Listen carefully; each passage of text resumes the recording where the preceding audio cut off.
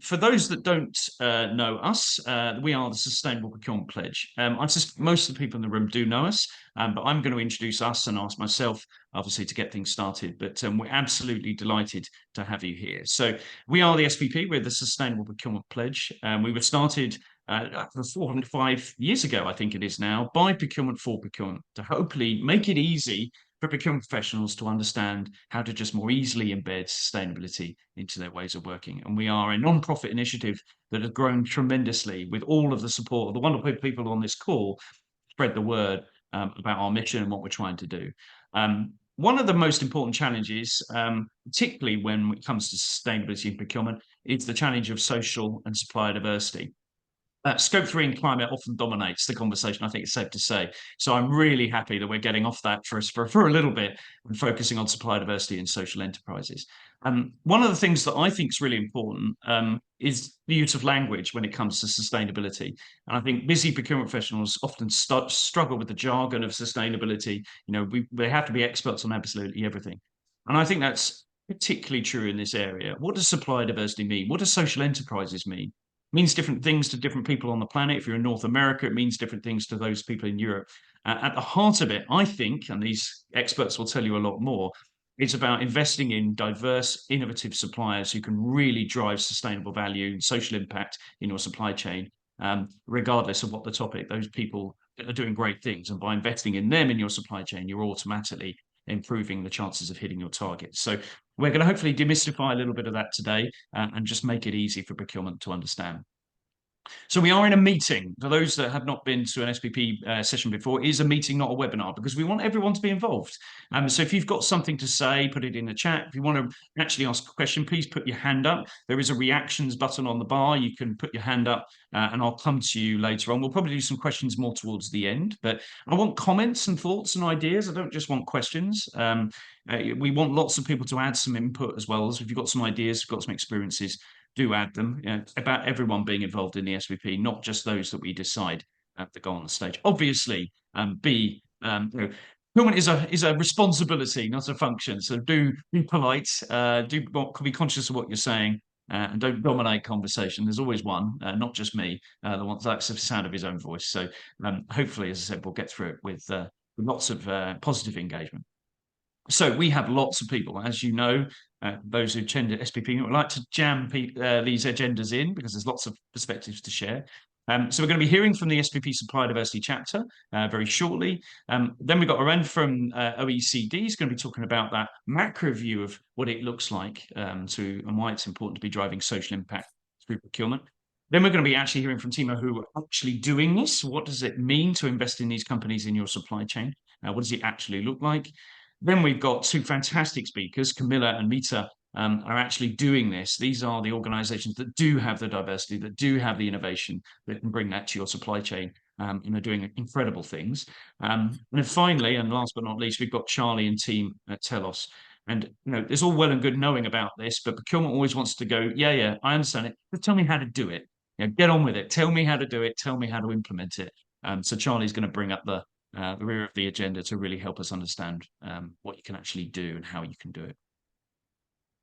Charlotte's already mentioned it, but I just want to absolutely emphasize it. If you go to WSPD, World Sustainable Procurement Day, wspd.earth, you'll find the link to World Sustainable Procurement Day. Make sure you sign up. Make sure your friends sign up. Make sure your dog signs up. Make sure your parents sign up.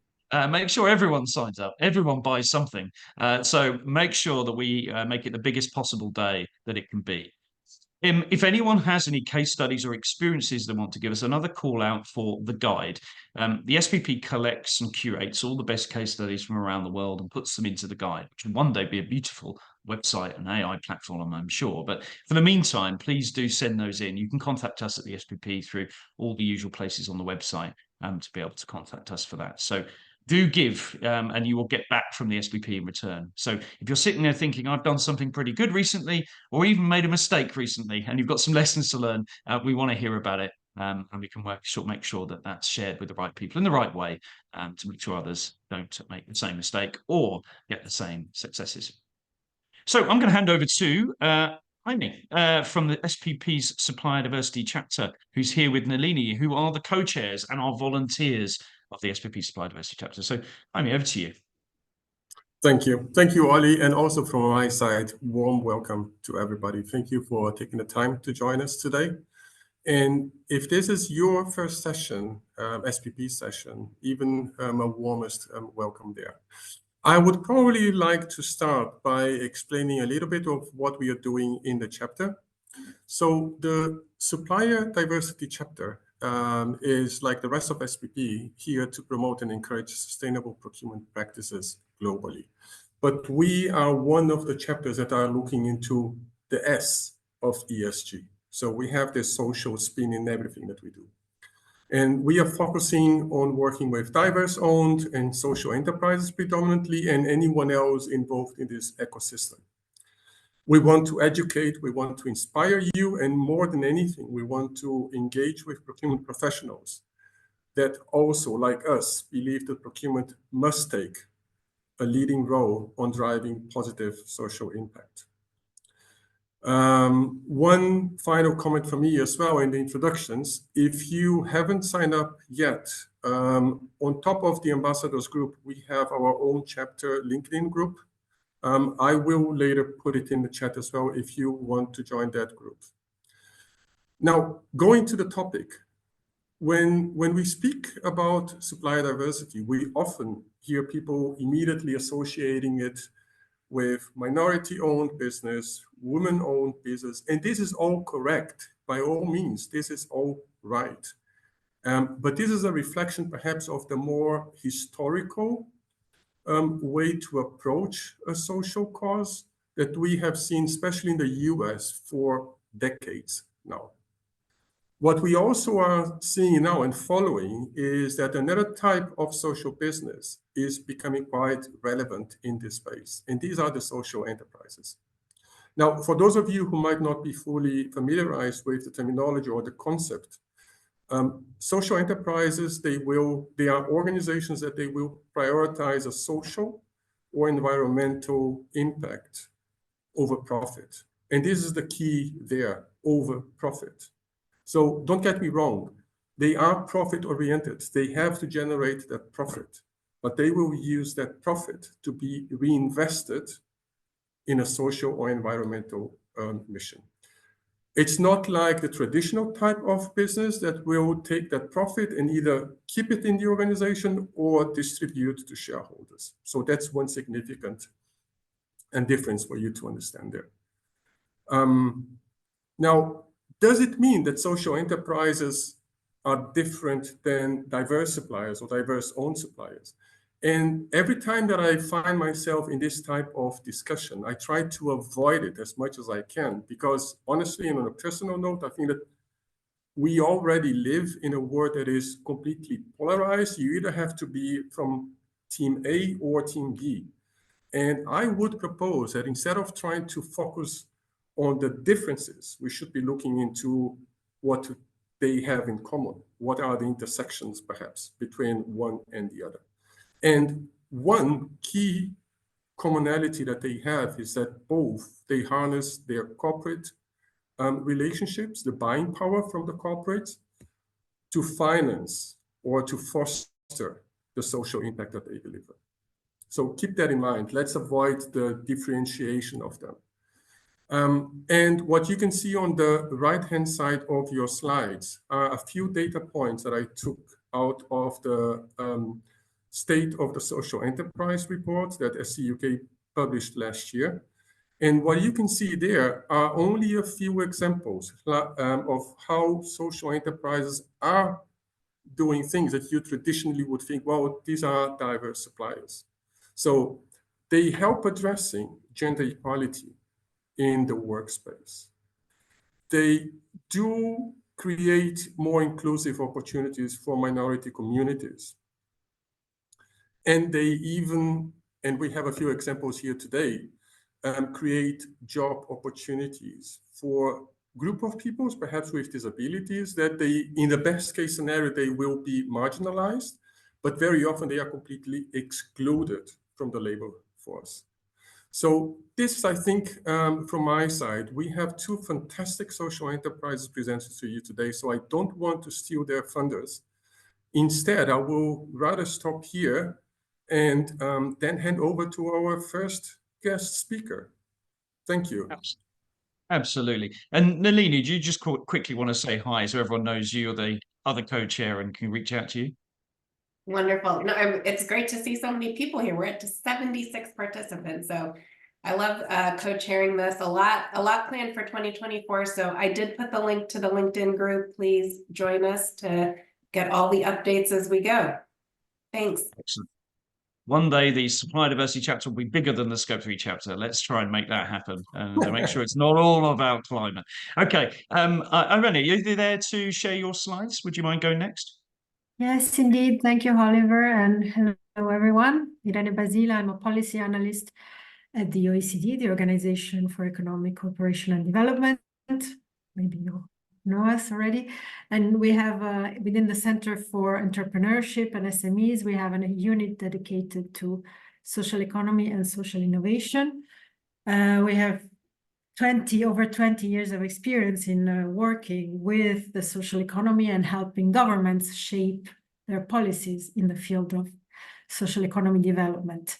And in particular, last year in September, we published a report that's called Buying Social with the Social Economy. I'm going to put you a link afterwards. And actually, as the title says, the social and solidarity economy in particular, because we aim to be as comprehensive as possible. And depending on the country context, the two notions of social and solidarity economy might be used alternatively and interchangeably sometimes. So as Jaime, I think, was saying just before, and I really liked his point, we aim to be as inclusive as possible because that's the spirit of the social economy. So indeed, we look at social enterprises at its core, but social enterprises themselves often have very different legal statuses. So they're not as easy to identify for policymakers, but also for private buyers that might want to work with them. That's why we see the social and solidarity economy as comprehensive of a number of organizations, including nonprofit associations, mutuals, cooperatives, but also philanthropic foundations that share common characteristics. And this is a definition that has been internationally adopted now, promoted by the OECD, but also echoed in the recent resolutions that have been adopted by the United Nations last year. So the three characteristics, so that we agree on as to what we're talking about. First of all, they prioritize people over capital, which means they prioritize their social and or environmental purpose, which is enshrined typically in their funding documents. They reinvest profits to the benefit of their members or society at large. And they also embrace some kind of either democratic or participatory mode of governance. There is not yet a unified data collection system on the social and solidarity economy, though we are working on it. But there is data around the world showing us that it is a significant share of the economy. For instance, in Europe, for instance, you can see that it's over 60% of the labor market, and it includes over almost 3 million entities. So what we have done in our recent work is to try and understand what is meant by social procurement and how it intersects with procurement from social economy entities. Here, this is another space where there is not an internationally agreed definition of social procurement. So for the purpose of our work, we have adopted a working definition that you see here, where we intend social procurement as the acquiring of goods, services, and works by either private or public actors with the purpose, explicit intention of creating social value. And of course, there's an increasing trend towards social procurement. And this is particularly important since we know that public procurement is, again, a significant share of GDP across OECD countries. And private procurement, it's an even bigger share. So the people who are sitting here at the table have a significant capacity to really move the needle.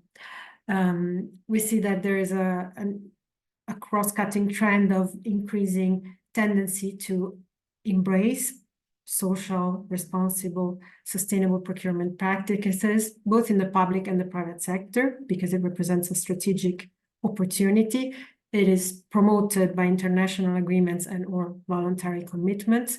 Yet there are also a number of resistant factors, and I'm going to go more into that later on. And to some extent, they are cross-cutting across the public and private sector. The OECD performed, of course, a mapping of public and private initiatives. That's one of the main added value of this report, I think. And as you can see, we looked specifically at some countries of interest because of the scope of our work, the social and solidarity economy. And we see that really there are more and more public regulations, plans, strategies, policies that aim to foster commitment to social procurement, and in particular that explicitly entail a mention of either social enterprises or other types of social economy entities. So what you see here are, as I mentioned, public initiatives, more or less restrictive, enforcing in their nature, that explicitly prioritize procurement from social economy entities in the public sector, but also in the private sector in the form of pledges. And I'm sure you are also better aware of it than I am, but we mentioned a few and showcased a few in our report. Obviously, public and private buyers interact with the social economy in many ways. The public administration has significant leverage in terms of regulating how it procures its works, contracts, and services. It can influence also how private for-profit businesses buy from the social economy. And furthermore, it can influence how social and solidarity economy entities cooperate and partner among themselves, especially when they have some sort of public label, publicly recognized labeling or status that acknowledges their social mission. It often comes with certain ties in terms of how they go about procurement. And it is broadly acknowledged that because of their defining features, social economy entities are typically well-placed partners for embedding social value in both public and private procurement. So as I mentioned, there are a number of push and pull factors. Procurement from social economy entities is increasingly acknowledged by policymakers as an opportunity to increase attention to social impact and sustainability in general. It represents a channel for income generation and hence diversification for the social economy, especially for those entities that might not have necessarily pronounced market activities yet, but are still aiming for some sort of financial viability. And procurement from social economy entities can help create mutually beneficial partnerships, especially in the long run. There are common challenges, however, that we observed both from the buyer and the supplier side in the public and in the private sector, that include a lack of awareness and common misconception as to what are social enterprises, how they operate, what is their added value. There are perceived potential barriers in terms of regulatory and policy framework, and there is also fear sometimes in terms of prioritizing, for instance, procurement criteria that go beyond pure cost criteria. So prioritizing social value in procurement decisions, for instance, especially in the public sector. And there are insufficient capacity right now in terms, particularly in terms of social impact measurement, because of course, social economy entities themselves need to some extent to become more better equipped at proving the social outcomes that they can generate and proving them also with the objective of winning additional procurement opportunities. And we have been carrying out also in parallel to this a whole work stream around impact measurement and management for the social economy, which I invite you to have a look at. So as we see, there are an infinite number of trends and approaches that might relate to social procurement, and they all intersect at varying degrees with procurement from the social economy. We embraced a wide spectrum that ranges from sustainable procurement, green procurement, and responsive procurement, social outcome-based contracting. These are all new trends under different labels. Not all of them have been stabilized, as you're well aware, with the same understandings and international definition, but they all, to some extent, offer an opportunity to win more market share for the social economy.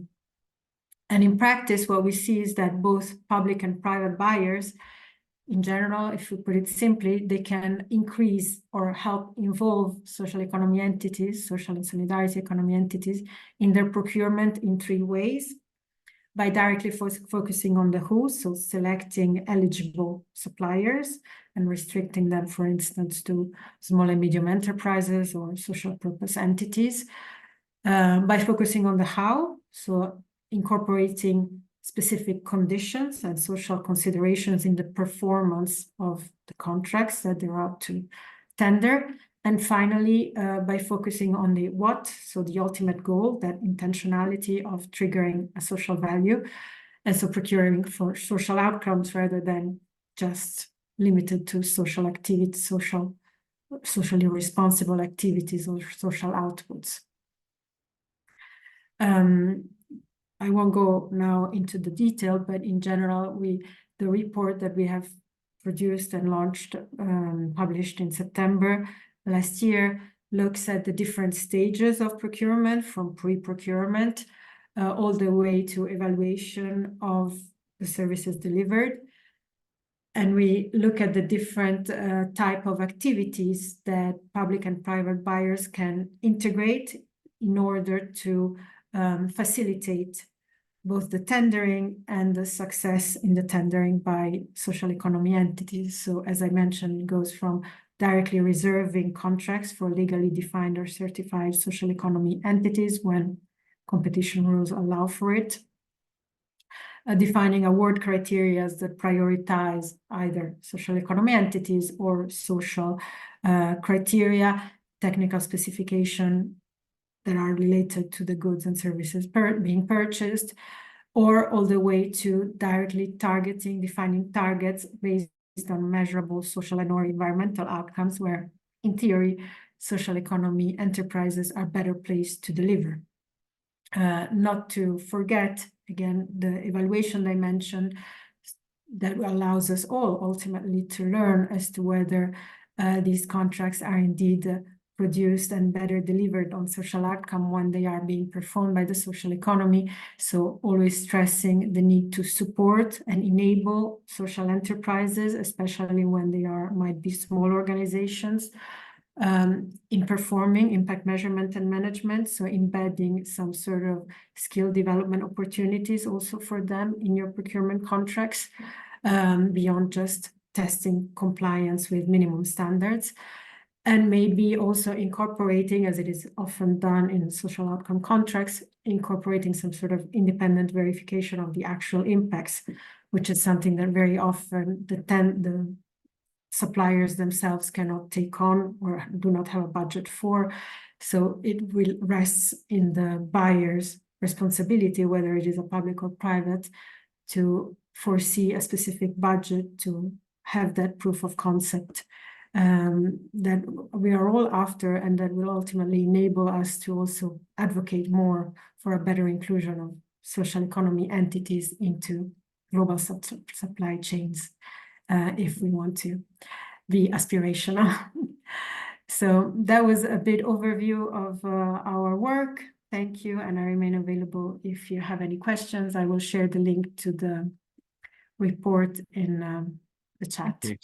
Yeah, we've already done that for you several times. Don't worry, it's in there. And I really like the way that you talked about how it incorporates into the procurement process. I think that's something that the SPP finds very important, is we need to look through things through the procurement process lens rather than anything else. So I thought that was really good. We also talked about the challenge of language, and hearing you refer to social and solidarity entities feels like yet another phrase and the term that's and again it means that again for those that are on the outside understanding this is important. So I thought that was very interesting as well. Thank you, that was brilliant. Timo, delighted to have you here from Johnson & Johnson, someone who's actually doing it with procurement. So yeah, delighted to hear from you. Over to you. Sounds okay. We can't quite hear you, Timo, I don't think. How's that, Oliver? There we go. There we Nice. go. Position, Yeah, microphone, schoolboy error. You're like a little man in a box before There that. we go. That's right. Super. Thank you very much, firstly, for the SPP for inviting us, and thanks to all of you also for your time. Hello to a number of, I see some colleagues, peer organisations, NGOs, suppliers on the call. So yeah, greetings from us to you. Really nice to see you all here today. So as a word of introduction, my name's Timo Worrell. I'm the Director of Supplier Diversity and Inclusion for J&J. I'm located in the UK, but I'm responsible for driving our supplier diversity and inclusion program in markets outside the United States, as well as running a number of other strategies. One of those is our work with social enterprises on a global scale. I've been at J&J for about 12 years, prior to this in category management roles, and I'm part of a group now called the Procurement Citizenship Group, and we're kind of the best described as we're the corporate responsibility part of J&J's procurement function, seeking to drive societal impact through how we spend our procurement dollars. So I'll go to the first slide, actually, just to give you a heads up on J&J. I'm sure most of you are very familiar with us. We're a large US headquartered multinational healthcare organization. We're the world's largest, most diversified healthcare products company. And there's essentially got two key sectors to the work that we do. Is our medicines business called J&J Innovative Medicine. That's the pharmaceutical part of our business, which is the largest part of our revenue, and our medical technology business, which is areas like surgical devices, orthopedics, and contact lenses, just to name a few. J&J has a corporate responsibility strategy called Health for Humanity. This is our external commitment around ESG. And I guess one of the first things which is good for us is supplier diversity and inclusion is a key part of that. And we have set objectives around supplier diversity as part of our ESG strategy. All things at Johnson & Johnson start with a document called the Credo, and it's kind of one of those things that actually makes J&J really quite special. It was written back in 1943 on the eve that the company went from being a family-run business to being floated on the New York stock market.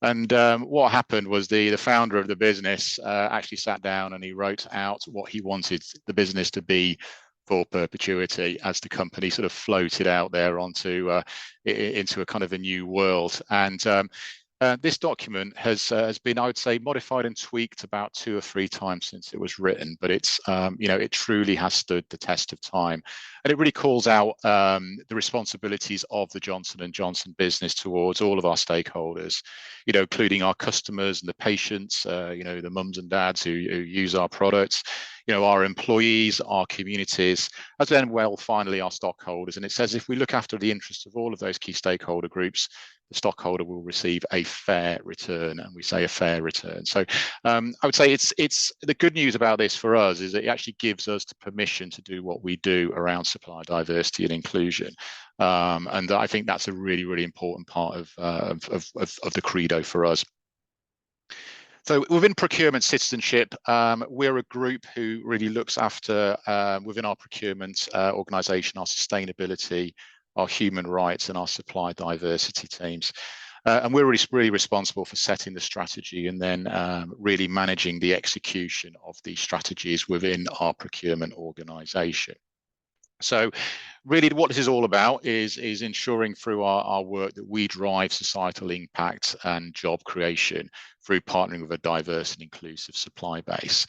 And the key thing around this, and I think the first thing I wanted to make very clear for all the audience is social enterprise is part of our global supply diversity and inclusion program. It's not supply diversity and social enterprise. It's a key part in the same way, you know, we support businesses owned by women, by minority groups and LGBT type businesses, disability businesses, veterans and small businesses. So, you know, it's a very, very key pillar to the work that we do. Social enterprise is, though, interesting because it's a very new part of our supply diversity and inclusion strategy. We started this work probably going back about 7 or 8 years now. It kind of started in a pocket of best practice in the UK. And you'll hear from Charlie, who I've known for a number of years, who was instrumental in development of the Bi-Social Corporate Challenge in the UK. So J&J were one of the founding members of that initiative, an initiative between the UK government, Social Enterprise UK, and a number of different corporates, really looking to see how corporates could buy more from social enterprises and drive more social value into the UK economy. And no, we got involved in that. I would say we liked what we saw. You know, the program has been pretty successful for J&J. Not that there's always a lot more that we can do, but those best practices then really got applied into Europe. And then last year, we launched our global social enterprise strategy. And for the first time, we took social enterprise procurement into our home market in the United States. And that's really important for us because and what I like about this is it kind of shows how our program in supplier diversity kind of takes the best practice from all over the world. So normally best practices in supplier diversity come from the United States to outside the United States. This is one of the first times we've taken something from the UK and Europe into our home market in the US.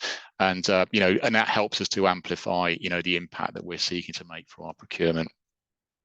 Social enterprises for J&J are very much focused in around, you know, certain areas. And one of the key drivers we've often found as a healthcare company is the utilization of social enterprises, which are driving and supporting the delivery of more equitable health outcomes in our communities. And especially social enterprises that are supporting people with diverse abilities, mental health challenges, neurodiversity, to name a few. Now, over the years, we've been able to work with a number of different social enterprises and continue to do so. You know, good examples of those are called out on the right-hand side here. And, you know, for instance, we have a marketing agency who operate at quite a significant scale, employing people with mental health challenges and long-term disease conditions. We have supply chain organizations doing sort of packaging, co-packing activity for us, employing people with disabilities and learning difficulties. Both in the tier 1 space and in a tier 2 space, we know we utilize also social enterprise and our FM provider. A good example of those is sort of how a social enterprise that we use for buying free fruit offerings for our sites, who use the profits to fund the planting of fruit trees in Africa, supporting subsistence farmers in those countries. So I mean, social enterprises are you know, numerous for us, but one of the nice things about the work we do with social enterprises is it's always extremely rich in storytelling and engagement. Our business partners love this, and I think for procurement as well, it's a very, very visible sign of how we are impacting people through our procurement spend and hopefully making the lives of those people who may be somewhat marginalized in our communities better through our procurement dollars.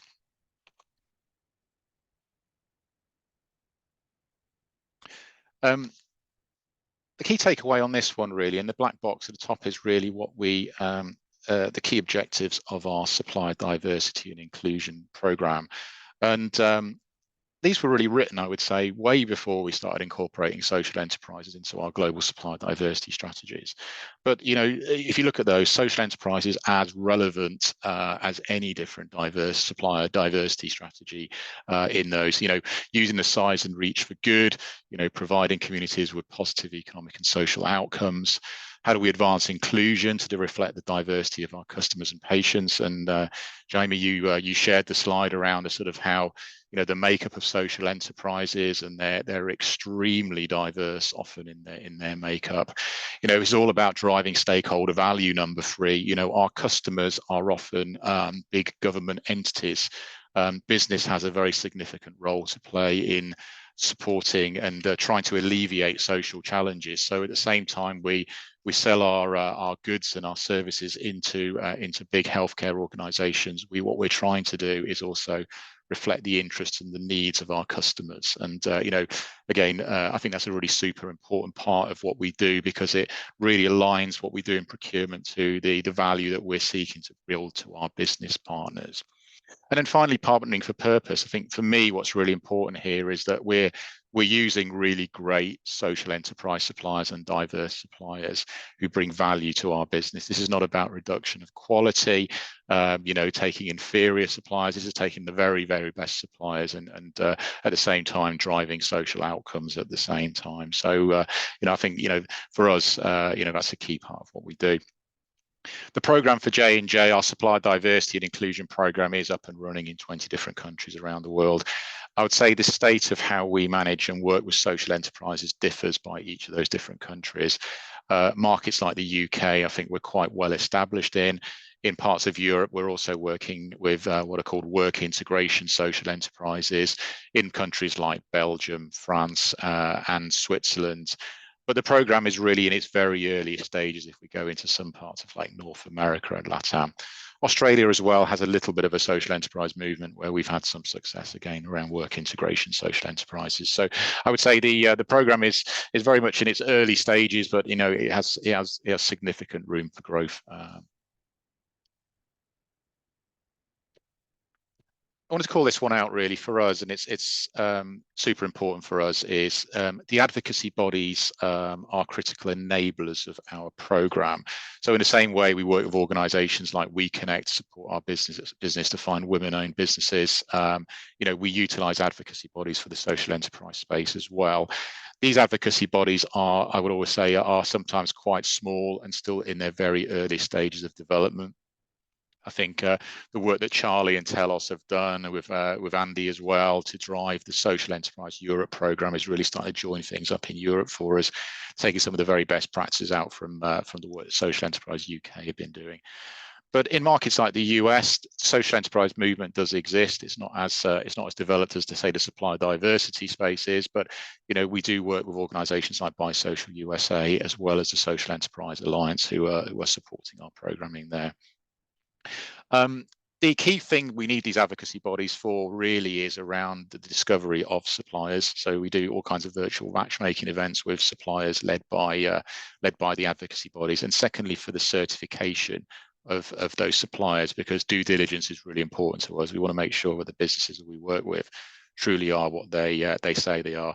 So the Social Enterprise World Forum coming out with its verification process, the People and Planet First verification, is a really good step in the right direction to enabling corporate procurement, because we do need that sort of due diligence and confidence around these social enterprise suppliers.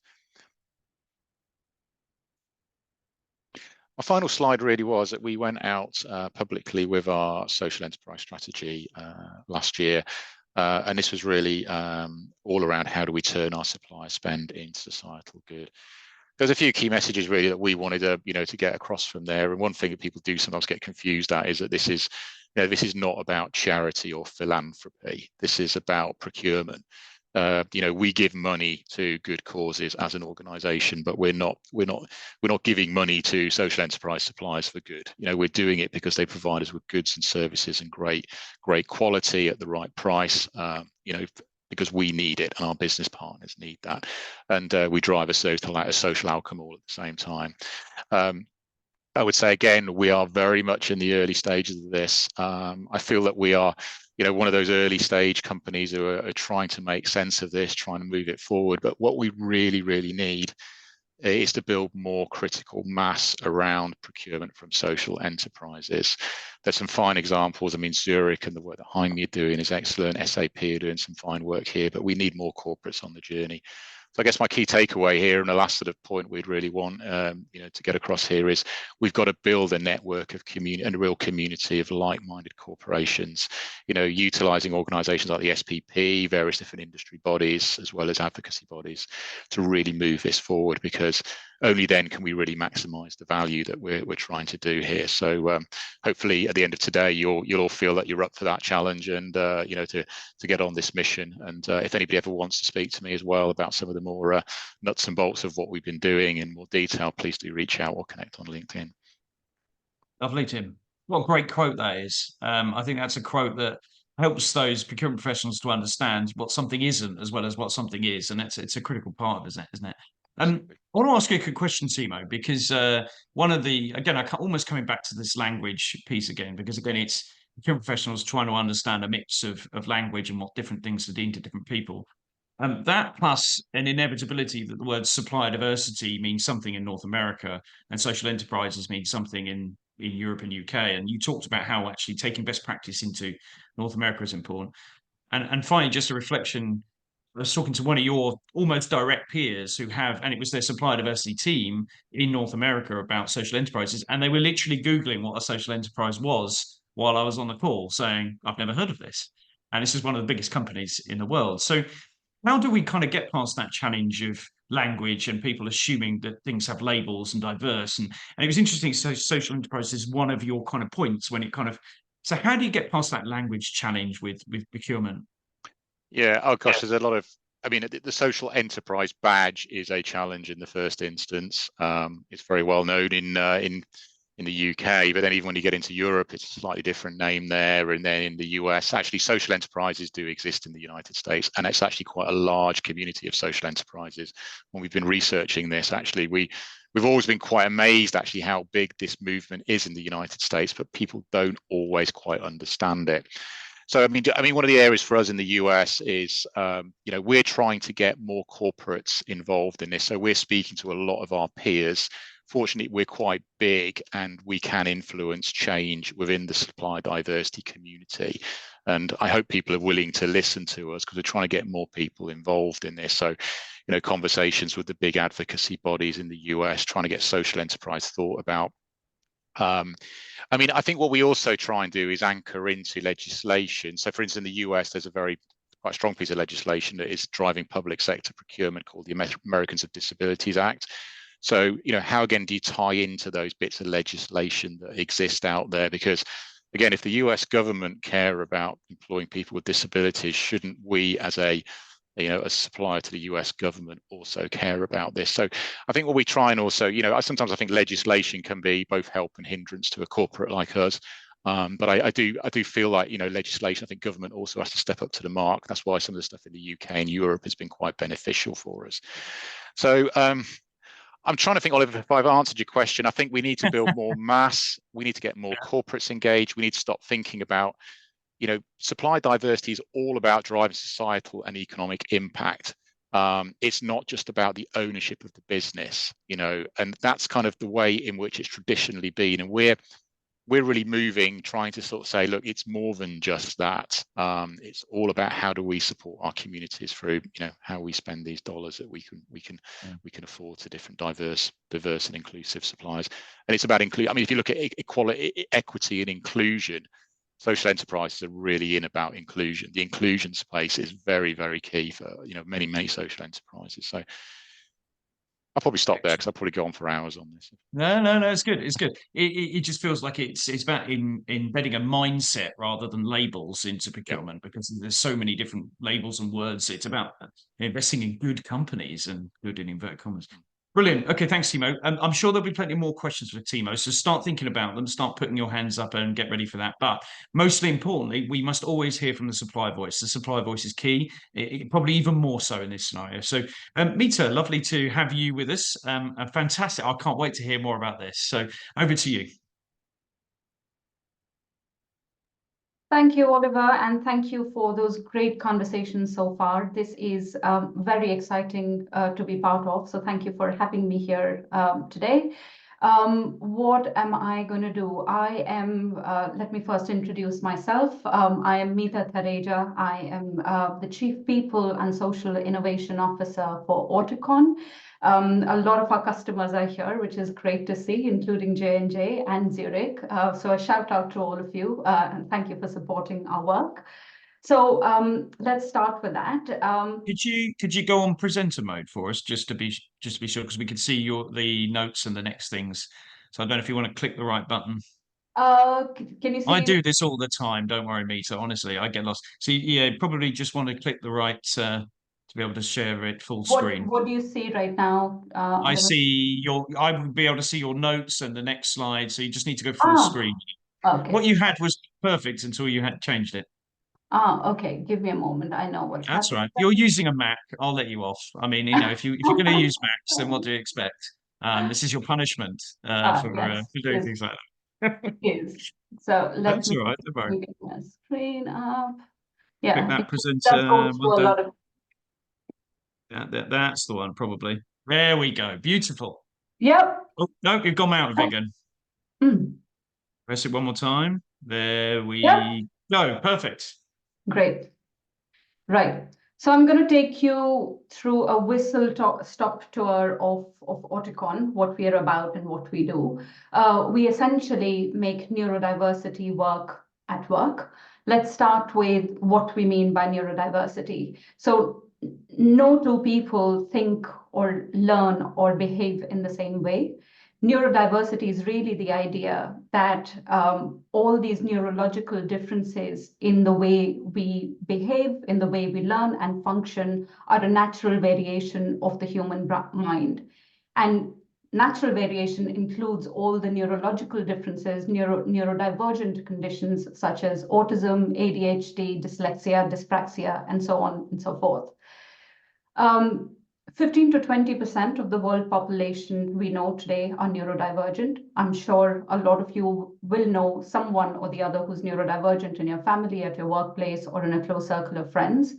2% of global population is estimated to be autistic, and we are seeing increasing prevalence rates of autism and neurodivergence as a whole across the world. However, only 29% of autistic adults are in employment. This despite the fact that a lot of them are able to, willing to, and want to work. This perhaps represents the lowest rate of employment out of any disability group. There are certain cognitive benefits, cognitive strengths that are often associated with neurodivergent people. As an example, autistic people can often have great pattern recognition skills, sustained focus, sustained concentration, ability to spot details and errors. However, the world of work has not been very kind to people whose behavior or neurological differences are not really counted as the norm. We want to change that at Auticon. Our vision is to build a more inclusive world. We know that neurodiversity still is a very underrepresented dimension of diversity and inclusion. So we are addressing the inequalities in employment for neurodivergent adults, and not just addressing the inequalities. We want to, in fact, show the strengths of neurodiversity in society. Auticon was founded in 2011 by a father of an autistic boy. This person went on to, he basically wanted to see why the world would not recognize the extraordinary skills of his boy, but would only focus on his weaknesses or areas of support. Today, we've grown to a company that operates across 14 countries with 30 offices all over the world. We have over 600 people, with 450 of them being neurodivergent. So we are the largest autistic majority company in the world. What do? We bring neurodiversity into your teams. So we hire autistic professionals who have a technology background, and we place them on consulting projects with leading organizations. We specialize in areas such as data analytics, AI, machine learning, cybersecurity, software development, testing, and QA. We have also, how do we actually make it work for people? For people, when I say people, our autistic technologists, and for the client teams. So we have job coaches who are exceptionally trained people who help each consultant is paired with a job coach who would help them get into an existing workplace, integrate into that workplace, but also this person will make sure that they succeed professionally to their fullest potential. This job coach will also work with our client organization, so providing ongoing support so that our clients feel comfortable and confident working with a neurodivergent colleague. So this would include an initial awareness session and also ongoing support in areas such as communication or ongoing advice and guidance, and even specialized training where required. We now have over a decade of experience in attracting, hiring, onboarding, and retaining neurodivergent talent. So we've packed all of that experience into neuro inclusion training and advisory services. These services are really designed to make sure that our customers feel confident and competent in not just working with neurodivergent talent, but also in their ability to make sure that neurodivergent talent in their organization succeeds. All of our training has been prepared in collaboration with our neurodivergent colleagues. It is relevant to all employees in an organization, but particularly to leaders, people managers, and people in your HR and recruitment teams. So our social goals and our social impact numbers are as important, if not more, than our financial numbers. We therefore have a very well-defined methodology, a very well-defined social impact measurement framework. And I know it was talked about earlier as to how some of the social enterprises struggle with this. I'm very proud to say this is one area that I think we are leading the conversation with, and we are very proud of some of the work that we've already done.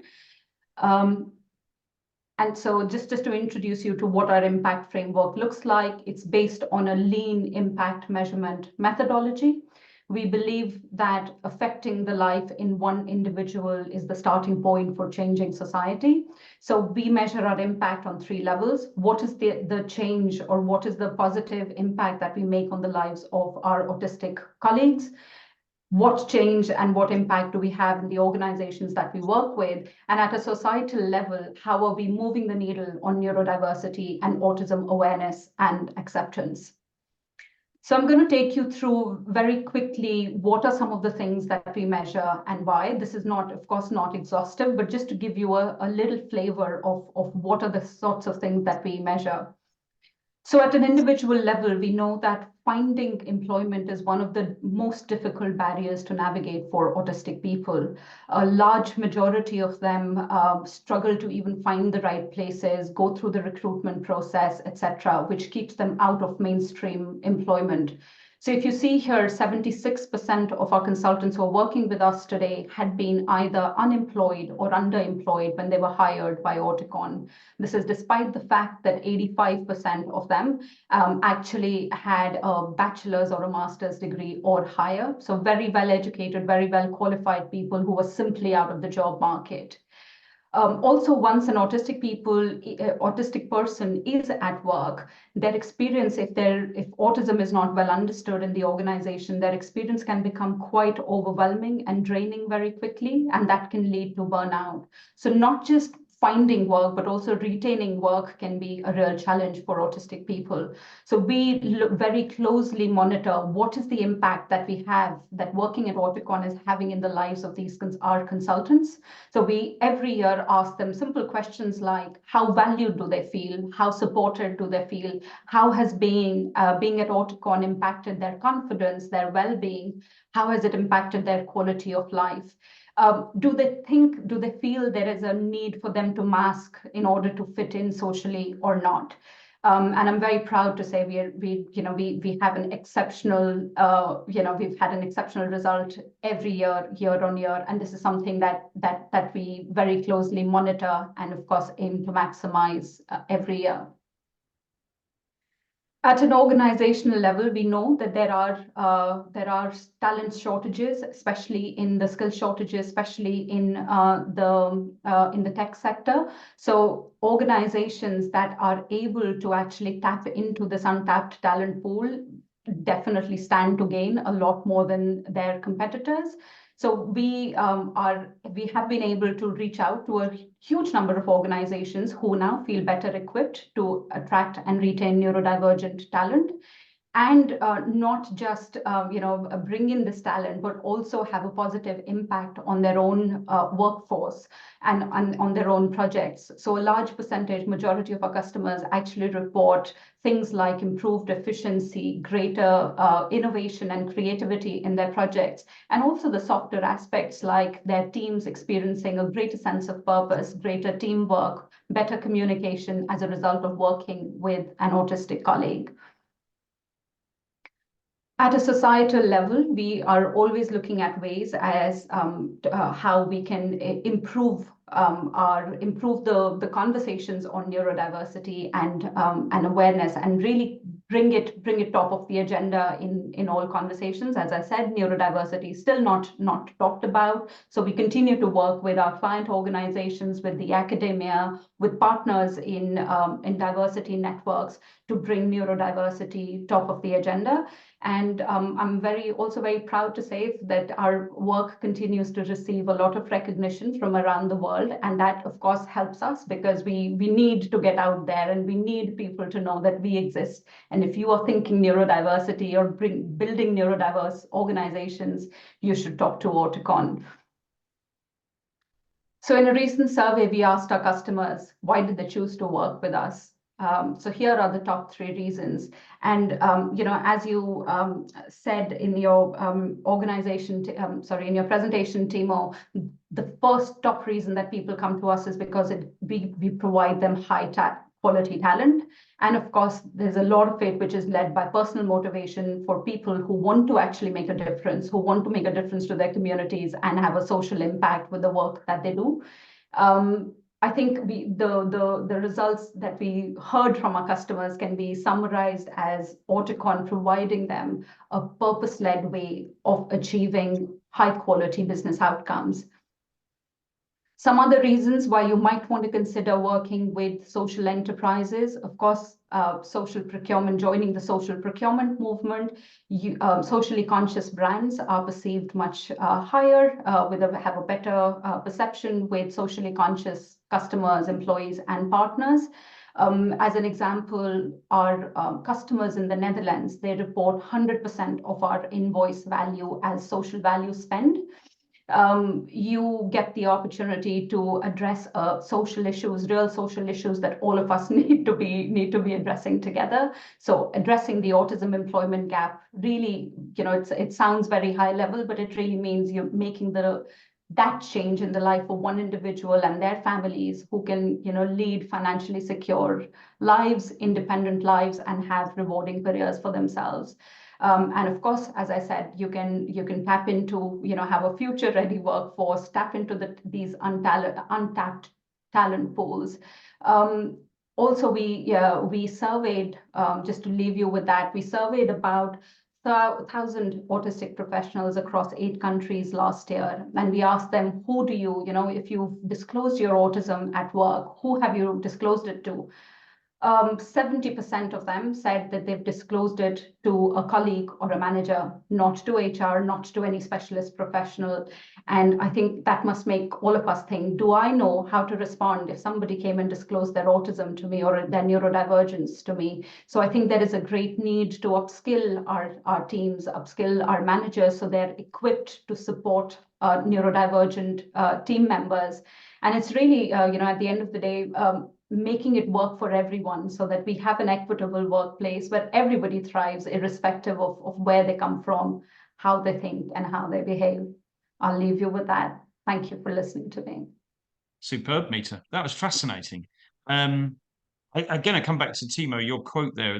That felt more than ever that this isn't given to charity. This is about literally talent. This is about innovation.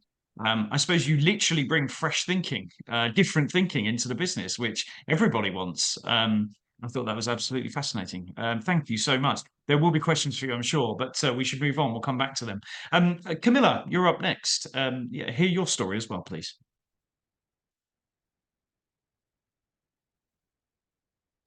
Great. Hi, everyone.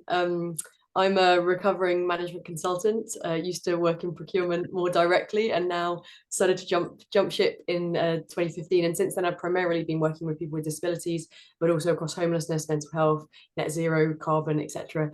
Yeah, I'm a PIEMA, like a sustainability practitioner as well. So like what's really important to me is that balance of both. I'll tell you today about two different social enterprises I'm working with, so it'll be a little bit of a whistle stop. The first one being Amplify Goods.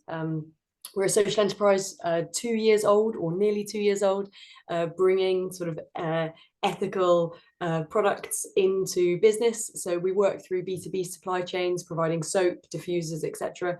What's different about us, I guess, is that we're 100% women-owned business. We're LGBT business. We have Black founders, and we're also driving circularity, reducing waste, driving down carbon, trying to find that balance. And then where our profits go, driving our profits to help the mental health and well-being of people working in climate. And so there's all these different sort of elements to it. And I'm glad that collectively we're struggling a bit with the definition of social enterprise, though there's been a lot of like different facets to it, but it's complicated. But, you know, for us, we wanted to create a business that was doing good on as many fronts as possible. So, you know, 100% vegan products, and with being a plastic neutral company, and all these different facets. So it's very difficult for us to just summarize in one word sort of what we're doing, but being a bit more sort of pragmatic about what we're supplying to give you an idea. So we have sort of 3 different parts to our business at the moment. The Amplify Goods brand has been out in the market for a little bit. We supply through Lyrico and loads of UK-based distributors, and that gets our product into the likes of Goldman Sachs and into the National Gallery in London and the Royal Opera House and lots of other places. But more interesting, I think, is that we've just started breaking the back of getting into the NHS by accident, and the product we're being used for bedside patient care of people that would typically be having those sort of little plastic sachets of shower gel, and how we sort of get them a better product, drive circularity into that, ensure that it's better for people's skin and all of those things, and that the profits are going somewhere better, as well as us being a diverse business. So I'm really proud of the sort of small amount of work we're doing with the NHS, but I'm really hoping that that's going to grow. And then most recently, like end of January, we just signed a contract with Bunzl PLC for a collaboration brand. And I think you're the first people to see this today. Remind will be launching in March 2024, which we're really, really excited about. The partnership with Bunzl is quite a great example of a corporate coming to a social enterprise and saying, okay, let's do something together and put something out to the market. And that will get us in front of a huge list of sort of universities, big corporates, big food suppliers, and we're really, really excited about where that's heading. And then the third part of what we're doing is, you know, trying to bring really circular products to market. And this is where there's like a little call at the top of like, well, we're doing too many things probably as a small organization, and we need some investment and some advice to do that. But I'd love to bring Sub-Zero to market as well this year. It's just finished its trademark process, but it's bringing powders into the B2B market that can be diluted at your site, and removing a lot of waste and carbon in that process through those means. So you can see we're doing lots of different stuff. There's also a fourth category that I might or might not tell you about. Yeah, just to give you a bit more of an understanding as how we work. We manufacture, or we work with manufacturers to get products into organizations like Bunzl. Bunzl then pass them over to Sodexo, ISS, Mighty, and all of that big FM world. And then it gets into the hands of end customers like PwC or whoever that would be. So we're that entity at the beginning. And for some social enterprises, they work directly as a tier 1 supplier. For us, we're sometimes tier 5 in a supply chain, but that doesn't mean that it's any less good happening all the way through that supply chain. But for us, the complexity happens because we have to work with each of those different tiers, try and get them on board. And so this signing of this contract with Bunzl last month is a huge step in that direction. So we're really, really pleased about that. Yeah, just maybe a sneak peek, but we're also working on a collaboration with another social enterprise to get some of my disabled colleagues that I used to work with back into work, who fell out of the job market in 2020. So you will see some products coming to market soon that have been packed by people with disabilities in the UK, and I'm just couldn't be more excited about bringing that back into the UK market. So let's sell loads of that once it's come, and anyone that wants to know, feel free to message me separately about the products, but they're coming soon. soon. And then with my other hat on, so I take one hat off and put the other one on, I work for Connection Crew, and it's a much more developed social enterprise, you know, £4 million turnover, 20 years in existence, and we do things like building the BBC stage at Glastonbury. So I love having both hats. I care about lots of different things, and this allows me to do that and keep my workday really diverse, exciting, and never-ending often. But we do things that some of our clients are on the call today, but we work a lot with CBRE, with Weights. We're beginning to work with Nestle, but there's so many, I mean, 500 plus companies across the UK and some of Europe as well that are working with us. And we'd love to grow this business. I'll tell you some stats about the sort of social enterprise side of what we're doing, but for us, the core is about homelessness. 25% of our crew are ex-homeless or have been affected by homelessness. And so we've been doing that for 20 years and just keep driving that agenda. And it's so crucial to us. What I love the most, I guess, is that most of us customers don't even know that we're a social enterprise, that they're working with us because we are a supplier that they know that they'll get exceptional service from. And then we like telling them afterwards, and they go, oh, really? And then we tell them about our environmental commitments around net zero, around circularity, and we're just giving them no reason to say no. So we're excited about that. And 2023 was our biggest year yet. We've had significant growth coming back since COVID to way above our levels pre-COVID. And for us, that means that we've got, you know, a couple of hundred crew out there doing various things. In 2023, it was 4,000 different projects. And so one project would be building the Ideal Home Show, as an example, or one project might be building an exhibition stand for a pharmaceutical client. And so that's a huge number of things that we're doing. And we're really celebrating the diversity of our crew, as well as the great work that our clients do at the end of all of that. And so one client, as an example, just one client, these are some of the stats that we could give them last year in a very detailed sort of ESG report. I think they're often surprised that we're doing so much on an environmental level, but that's really what social enterprise is. We're thinking about where the profits are going, who we're employing, the environmental side. It's all of these different facets together. So that just gives you a snapshot of the kind of thing that if one of you as a large corporate jumped on board, that's what we could help drive with you, and be really open about, okay, well, that's 114 kilos more than there should be every meter squared of exhibition stand, let's say, but how do we bring that down? How do we work in collaboration to bring that down?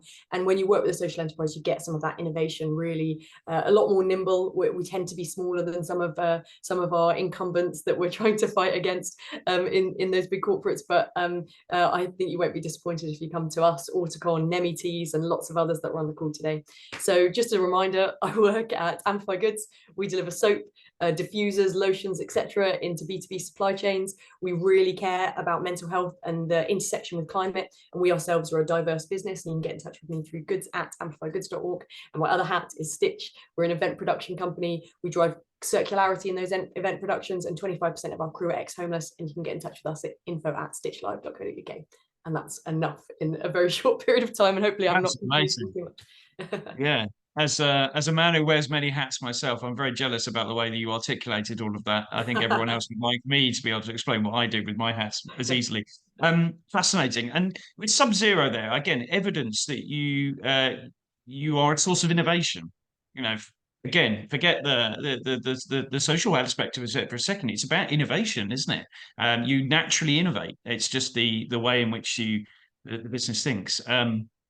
I think this is the only situation where we would get companies come on and openly pitch about what they do, and it'd be utterly fascinating.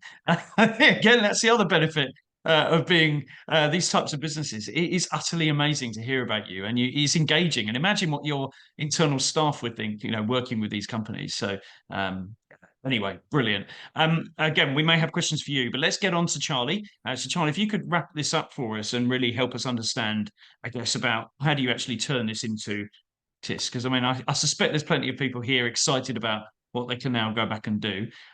Before you start, Charlie, what I'm also going to do is I'm going to put the link into the meeting that you're going to hold in March into the chat. So, you know, we can get some stuff done in the SPP. So, guys, if you're inspired today and you want to actually know what to do, come to the next meeting that Charlie and team are holding in March. I'll put the link in the chat, because then you can actually find out how to actually do it. Charlie will give you a hint now, but over to you, Charlie.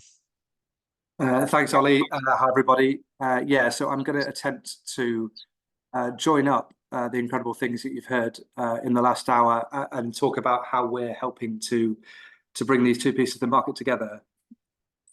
Starting with what's been happening on the buy side, I guess, and some of the messages and the things that everyone familiar with the SPP will know about and that we've been working on for a long time. The first is just the scale of the opportunity that we're talking about here, and this understanding or increasing understanding of the kind of latent power of procurement in this space. You know, got a stat here on the left. The average FTSE 100 CSR spend is about £10 million. Their procurement budget is £4 billion. So when we're looking at the impact that businesses have on people, on planet, on everything else, yes, you can do some stuff in your CSR spend to help with that, but you can do a hell of a lot more in procurement, a lot more damage or a lot more good. And I think we're really interested in that side of, we can do a lot more good through that spend. And we're seeing that come across more and more at CPO leadership. Even the fact that the last Deloitte CPO survey was called Orchestrators of Value is a bit of a tone change from previous reports. And you can see there, you know, ESG has gone from the 7th highest priority in 2021 to 2nd last year. Talent's the #1 driver internally. And we see a lot of those business drivers. We've heard, I think, pretty much all of them already from different speakers, so I'm not going to dwell on these. But we can see why engaging in procurement that has impact, that engages suppliers, more diverse suppliers, that does all of these things, makes sense from a corporate level, from a procurement level, talent, recruitment, innovation, alignment with legislation. We've talked about all of these things. Everyone knows that this makes sense. Everyone knows that there's more that procurement do. But there's a problem. There's so many things kind of piling up and up with procurement at the moment. All of these different challenges around whether that's different requirements from different directives, different internal targets, areas of focus, risk, all of the commercial targets that haven't gone away, geopolitical situations, a whole range of things that make either kind of taking new actions feel really difficult, kind of how do I start doing something different, or sometimes taking any action. We speak to clients and customers who are like, yeah, we know we need to do something around purpose, and we know all this stuff about, you know, 4 billion spend, not 10 million, and impact, all of those things. But my God, the stuff on the right is taking up all of my time, and you know, I'm busy enough with that. How do I even make a start in this stuff? And I guess, and hopefully from what you've heard today, that'll really help you to think about this. But what we want to kind of make the point is that buying from social enterprises helps with all of these things, you know, and we've picked up on a lot of this all the way through. You know, this is a tangible and concrete way that you can engage with businesses who are both incredibly entrepreneurial businesses running and doing incredible things, but also who are thinking very deeply about impact across all aspects of what they do. So whatever their primary area of operation is, and we've heard from Camilla about Connection Crew, they're an events business, homelessness, Auticon, you know, software testing, people with autism and autistic spectrum, but also, you know, they're reporting on the climate. They're going above and beyond everything that you're expected to do. On that side, they're diverse owned. They're doing a whole range of different things. And so what we want to present is this idea that actually, whatever your approach, whatever you're doing at the moment, or if you're not doing anything and you don't know where to start by buying from social enterprises. Look at the opportunities to engage with them, because they will fit with the things that you are doing. They will align with the things that you're doing purely because of the way in which they operate and what they do. And they will bring all of those benefits from a commercial perspective, in terms of innovation, in terms of talent, in terms of incredible quality of goods and services, incredible customer success, through the way in which they operate and the way in which they engage with you. And so that's the most important thing that we want to talk about, is how do we help join up those things? Just to kind of bring that more to life, and Jaime mentioned a number of these at the top, so I'm not going to dwell on them in detail, but just to make this point that you know, social enterprises are delivering across the E and S and the G.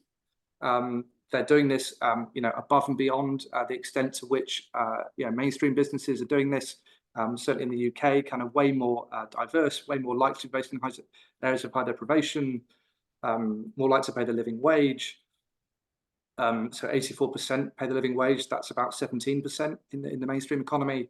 and also delivering across, your net zero commitments, your engagement with that. All of those things can be seen in the way in which social enterprises operate, and that links back to those business drivers that we talked about earlier around whether it's talent, net zero, legislation. All of those things are aligned with the way in which social enterprises are operating, and the fact that they're doing that at scale around the world.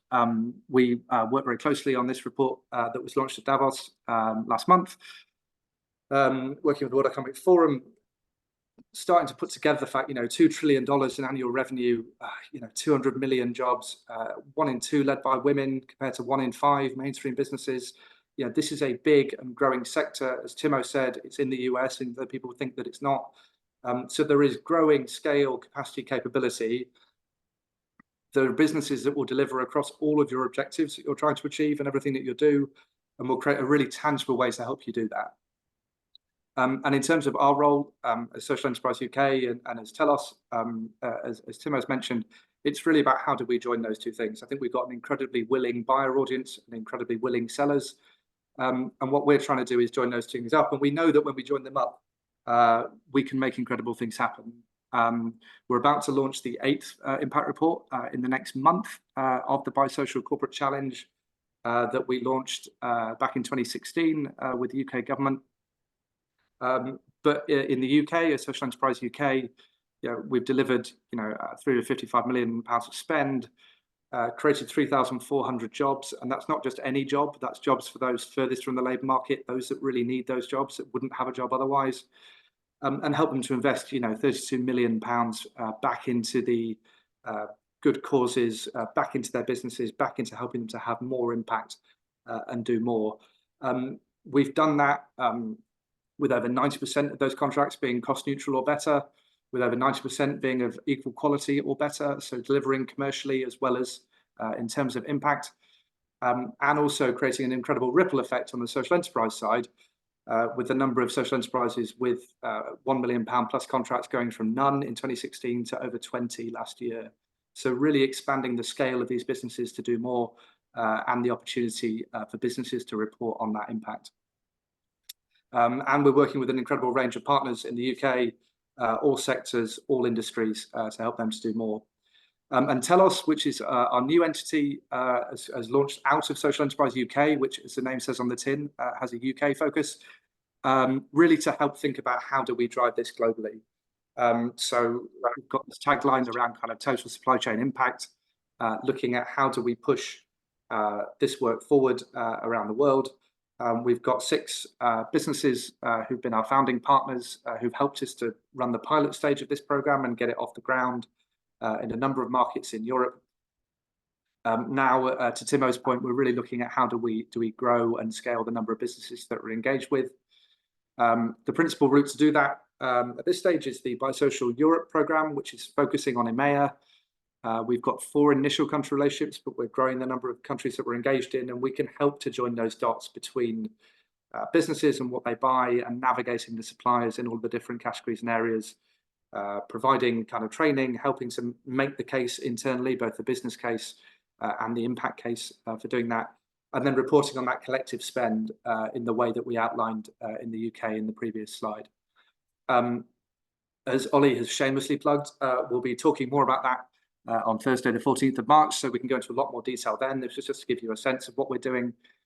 There's also a lot of other support out there if you're not looking at EMEA or looking at different markets, or if you just want to get more direct support. There's a European Commission funded program which is looking to provide training and mentoring at the moment, and there's a link there to details of that. If you're looking at a specific market, so if you're based in one country within Europe, then the Euclid network can provide details of navigating which kind of local partner you should engage with. And if you're in another part of the world, you want to look globally, then the Social Enterprise World Forum, which has also been mentioned and which I'm also on the board of, can help you to link into over 200 markets around the world that they're engaged with, and understanding how you can fit into the global piece and take advantage of that. That's it from me. Very quick run through, and yeah, happy to go to questions from there. Yeah, no problem. Well, I am shameless and I'm good at plugging, so you're going to get that from me. So definitely do check out that next meeting. So yeah, just quickly, Oliver, while you're probably reading some of the questions there is one thing that I wanted to mention. And if Emma from Yunus is on the call today, I would like her to add on the chat a link, because we are also, as part of the Biosocial Europe project that Charlie mentioned, we are offering the opportunity to give training to people. It's an online training, so if you are willing to learn how to develop strategies, how to pitch this internally, you should definitely be looking into that. Thank you, Oliver. Yeah, it was on my last slide. But yeah, thanks, Emma. Yes, already added it in the chat, and indeed, Charlie, thanks for mentioning it in your last slide. Brilliant. One thing that we like to do here at the SPP is obviously talk about no regret actions. I don't think many people would regret investing in social enterprises. So I think this is a no-brainer. I think the other thing that we like to talk about is the fact that, there are no excuses now to get on and achieve this. You've been presented with plenty of ideas and plenty of options and plenty of follow-up actions here. So there really is no excuses either to not do this. I do want to tackle a couple of questions. I think the question that really goes to everyone, and I think we can whistle round this, both Timo, Charlie, but also Camilla and Mita as well. Inevitably, you're going to get people talking about, how do I measure this? How do I track this? I know a number of you have presented some figures about how you do this, but what are the KPIs that buyers can be looking at? I think we should look at that straight away. So Timo, maybe I could come to you first. What do you think of those sort of metrics? How do you respond to that question about how we measure it and how do we evidence success? Yeah, I would say on a very dull level, it's probably the thing you'd expect. We measure spend, and we're trying to get away from that, by the way. But it's a necessary evil of procurement, unfortunately. We'd like to get to we're starting to look at economic impact and social impact measures, and reaching back into our supply base to find out how many jobs were created, where were those jobs created, and which communities were those created for. So, yeah, that's kind of how we're measuring today. I think there's a journey to get to much more social impact measurement, but it's really difficult, as you probably expect, to reach out to many, many suppliers and consolidate that information when spend is such an easy way to do it. So yeah, there's a lot more again that needs to be done here. Yeah, Charlie? Yep. So I mentioned on the slide about the Biosocial Corporate Challenge. When we're looking at this in aggregate, we track fairly top line numbers. So spend, obviously, we do look at job creation, and we had that stat 3,400 jobs. And we also look at profit reinvestment. So as mentioned before in the definition point, a lot of these businesses, their model will be to reinvest their profits either into charities or into themselves to do what they do. So we look at that monetary reinvestment. I think the other point, which Camilla and Mita have either touched on or can touch more on, is individual social enterprises, because they all have very, very different models and therefore different approaches to how they deliver impact. Are very good at doing that effectively for their individual business and providing you with that detail in a more direct way. There is a challenge around aggregation because you're not comparing like with like when it comes to different social enterprises with different models. Excellent.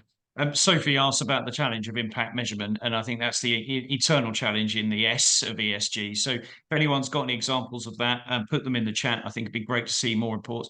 And Mita and Camilla, if I come to you first, Mita, I know both of you presented KPIs and metrics that you provide. How much are those metrics do you provide versus sort of meeting and aligning to the metrics of your buyers? Is it a bit of both, I presume? Okay, it's a mix of both. We of course have started with initially our customers did not ask for these metrics because this is not a very developed area of procurement, as I think we all know. So we started with the impact measurement with the view to, one, find out for ourselves and also for our investors what is the social return that we are getting on the investments that we've had from our investors. But increasingly, we're seeing our customers ask for KPIs as well. So we've started to work with some of our customers to see there are huge loads of things that you can measure. But I think the important thing, and this is something that we've applied to ourselves, which I would highly recommend to any of you thinking about it, is to really look at it from a lean measurement methodology, because you can go all over the show and then lose the plot. So what are those top 3 things which are most meaningful to you? And what are those top 3 things that are most meaningful to the target group that you're working for or that you want to see a change in? That would be my 2 cents on this. Thanks, Camilla. I totally agree on the lean side. We all have far too much to do, and we want to spend our time and our money that we have doing the good, not spending a lot of time reporting on it.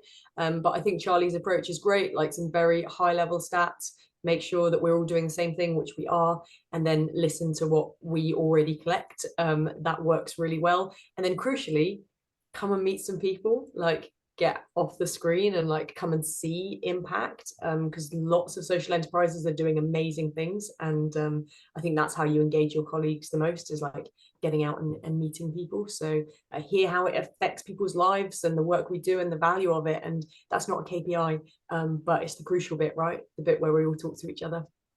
Yeah. And I think keep on reminding your procurement customers that they have targets on their zero and they have targets on different aspects, and you pushing upwards to remind them that they've got more strategic goals that they can be focusing on, I think is something that maybe is under thought as well. That was an awesome session, guys. I'm just going to stop it there. I think it was an amazing session. So what next? So join the SPP chapter, Supplier Diversity. If you haven't seen the link, you can find it, Google it. Jaime and Nalini do an amazing job, probably one of the best chapters we have. No pressure, keep it up. Join World Sustainable Procurement Day. So World Sustainable Procurement Day WSPD.earth, that's it, or SPP.earth, or any acronym.earth, you'll probably find it eventually. So join a World Sustainable Procurement Day, absolutely critical. Join Telos's meeting in March. The link is on there. You'll then take this to another level to actually really understand what you can do. Get in touch with Auticon and obviously Camilla and all of her hats. Sounds like a no-brainer. Absolutely. Especially if you're looking to invest, speak to Camilla. Sub-Zero sounds pretty awesome. Huge thanks to everyone who's put this together. It was a real team effort. Really appreciate it. Thank you, Luke, for helping out. Thanks, Fanny. Thanks to the whole team that's helped this. We'll see you all again soon. Thanks a lot. Thank you, Oliver. Thank you. Thank you, everyone. Thank you. Thank you. Bye, everyone. You've been great. Bye-bye. Bye. Take care, everyone.